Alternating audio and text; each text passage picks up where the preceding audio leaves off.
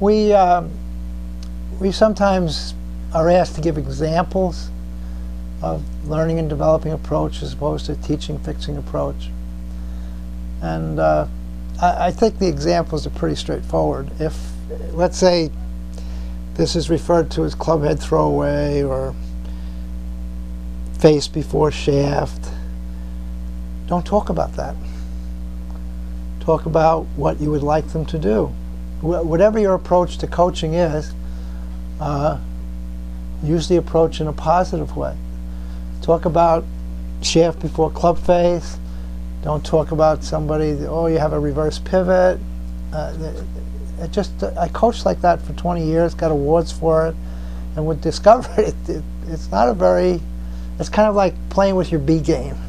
I was coaching with the information that was available at the time, and as you know, I did a lot of traveling, a lot of reading, and we're going around watching people who coached a lot of name coaches, spent time there, took notes, and I coached, those were my models or mentors at the time, until I started about 20 years ago studying how the brain learns, which was very eye-opening to me both personally and professionally, that the brain doesn't learn by following corrections or criticisms.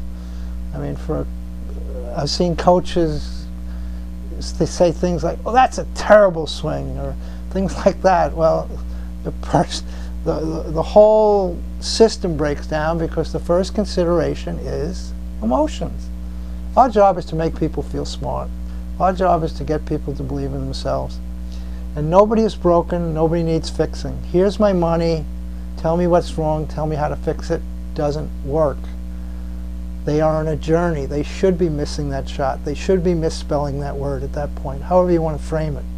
They're on a journey of development. Nobody is broken, nobody needs fixing. Fixing isn't learning.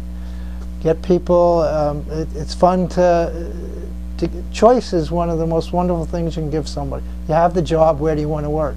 Well, Mr. Smith, do you like this or do you like this? Very rarely does somebody not pick out orthodox.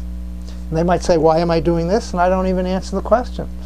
I say, you know, should I take it up the chimney? Should I get off on the second floor? Or should I swing it up the roof? Which one do you like, Mr. Smith? And they pick out orthodox, they really do. You took a brand new golfer to a driving range and asked them to pick out a swing they'd like to do, or to an ice skating rink, or to a ski slope. They all pick out orthodox, so they don't need a teacher. They know that they know what they'd like to do. They need a referee who's relevant. They do not need an evaluator. They need a person who is going to support their progress, not somebody who's telling them what they're doing wrong.